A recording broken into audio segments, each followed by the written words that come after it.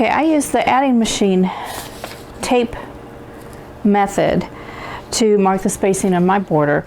This is a 2-inch adding machine tape. It doesn't really matter what size it is.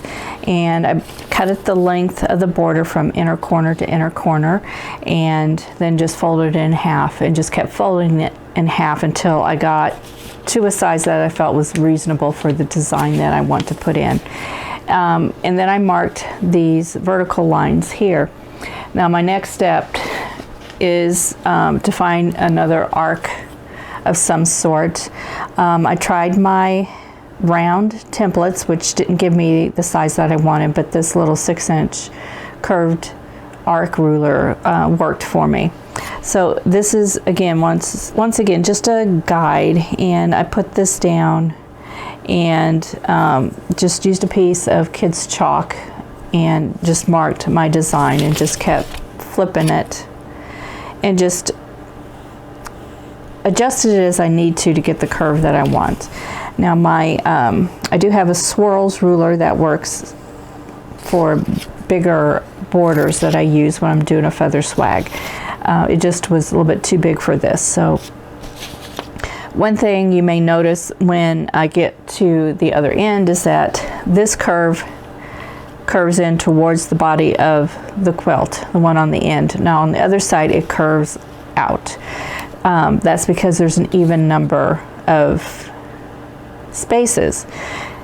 With this design, I'm not worrying about that. That's not going to matter because this is basically just going to be continuous around the quilt. And in the corners, what I'm going to do is I'm just going to put a different design in there than what I'm doing here.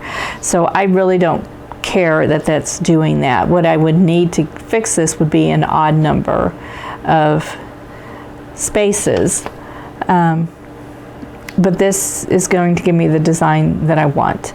So I'm going to adjust the camera again and hopefully get you a little closer that you can see how I'm going to draw this out. I'm just going to draw it with chalk so that you can see the design, and then I will quilt it in. Okay, here's my corner design I just drew in with that piece of chalk. Now this design is a half feather. I'm just going to do the designs in these areas, and what I'm going to do is come in and do a curl, do a feather, another curl, and another feather, and then down here I'll do the same thing: curl, feather, curl, feather, and then just keep going. And of course I'm going to do this freehand. I'm not going to follow this exact. I may use my template to get the curve if I feel I need that, but I may do that freehand too. And I kind of sometimes fly by the seat of my pants, so this is probably going to be one of those days.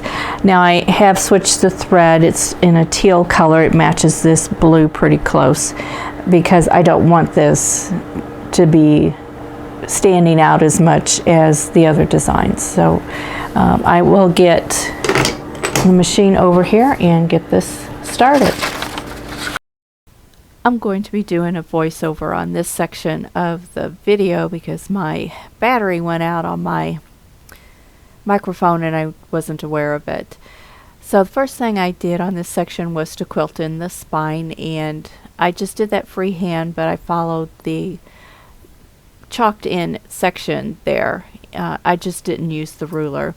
And then I started on the feathers, and I started with the swirl and then quilted in the feather, and then another swirl or a curl, and then another feather. So it goes really pretty quickly, and I didn't worry about following the design that I had drawn on there. I just kind of did that freehand and just fit the feathers in the best I could just by eyeing them.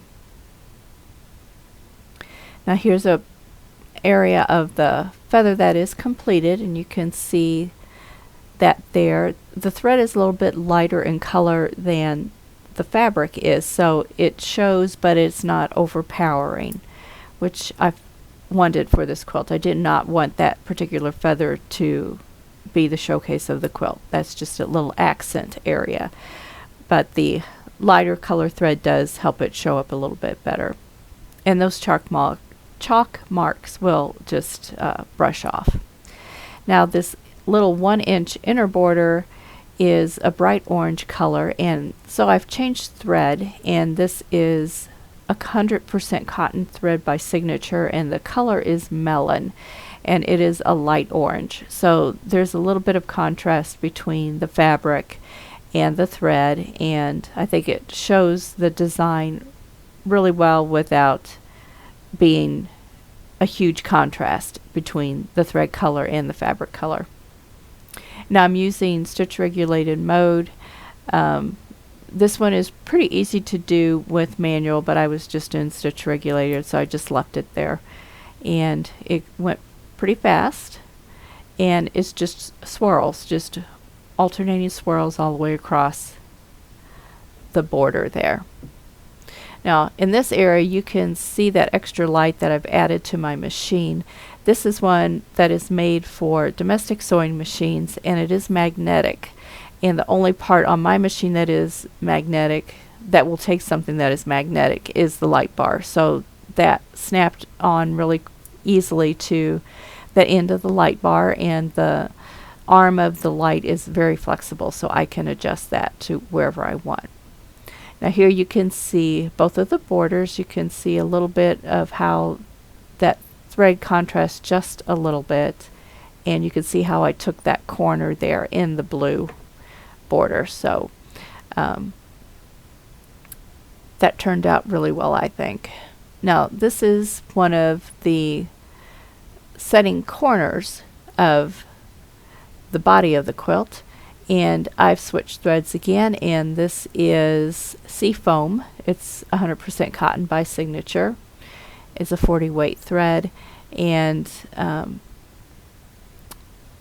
it blends pretty well with this fabric. It's a little bit lighter than what the fabric is, but not as light as if I had used the parchment like I did on the outer border.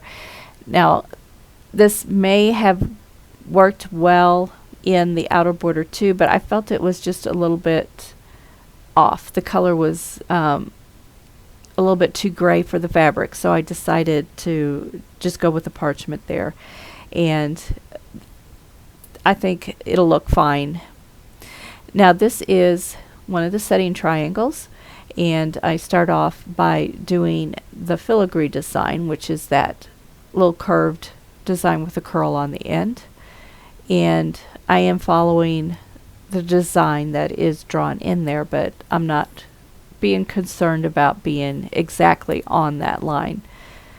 And then I just go right into the feathers, and once again I am following the design, but I am not stressing out on whether or not I am exactly on that drawn line. For one thing, those lines are going to disappear. They're not going to be visible, and no one is going to be able to tell where I veered off of the line and where I stayed on it. So I'm not concerned about that. I'm all for doing quilting as stress-free as possible. So I'm going to just break thread and work on the other side. Now there are ways that I could have quilted this without breaking thread, but it would have required stitching over a previously quilted line, and it would have been quite a distance to quilt over something. So I didn't want to do that, and I didn't want to do that because it's difficult to follow exactly right on top of another quilting line for a long distance. And it also, with this being a 40 weight thread, you're going to notice that the quilting is heavier in that area, and that area would stand out, and I did not want that. So that's why I've been breaking thread. I really don't have to do it too much in this design, just I think 2 or 3 times, and that's it. So now I'm doing the feathers on the top, and once again using the drawn in design as a guideline, but not worrying about whether I am following it exactly or not. Now on this feather I am completely doing that right side, and then I'm going to follow that middle feather all the way down to the base and making a stem through the center of that quilt, and then I'll quilt the left side of the feather.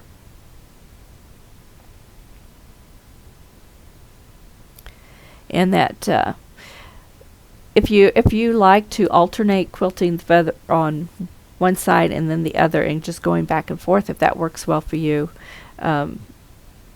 you know, that's what you should do. I tend to get confused as to where I'm at when I do that, so I don't do that as often. I did do it in that one corner feather, and it worked out okay, but it's not my favorite way to do it. Now, this is the feather I just completed, and I did get rid of the markings using a wet sponge. I just wrung out most of the water, and then I just pressed it up and down on that section, and it erased all of those marks. And here's another feather that I completed, and that one still has the marks on it from the water soluble pen. So I have a long way to go, but I am making progress. Okay, I had gotten a request on a comment asking if I would show how to bury threads. So I'm going to just show you here. This is where I tied off while I was quilting. So I have my top thread and I have my bobbin thread here. Just pull them through and give yourself enough length so that you can handle it, and then just tie a double knot. So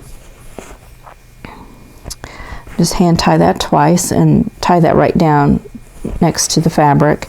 Now you need a hand needle. If you have a self-threading needle, that is great. That will cause you a lot less trouble. And I'm going to cut these ends off even. Self-threading needles, they have an eye, but what they have here at the end of the eye is a slit, so that you can just, right here at the very tip of the needle, there is a slit there, and you can just pull your thread through there and it threads it for you. I don't have any of those at the moment, so I'm just going to use a regular sewing needle and see if I can get this threaded. If you have trouble threading, you can always use a larger eye needle. So I have that threaded, and I'm going to go down right next to that knot and go down through that same hole if you can. If you can't, then just go right next to it. And I'm going to put that needle between the top and the batting. Now if you catch the batting, that's fine. You just don't want to go through to the back, and just push it through about a 1/2 inch, 1/4 inch, something like that. Pull the needle through and then give it a tug, and that knot should slide right in there. So that's how you bury your threads. So it's not difficult. It's one knot isn't going to take you long, but if you have a whole quilt that is just full of knots that you're going to have to bury, it will take you a while. So you know what, if you're doing a show quilt and you're doing a lot of stopping and starting, you might want to keep track of that and charge for that by the hour, and also give your customer the choice to do that themselves. They may want to save that money and do it themselves. So, but warn them, it will take them hours to get all that done. So that's where I buried that knot, and you shouldn't be able to see it. So that is how you bury your knots. Thanks for watching. For more quilting ideas, click on the video links. And to keep up with my newest projects, click on the subscribe button. I hope to see you again soon.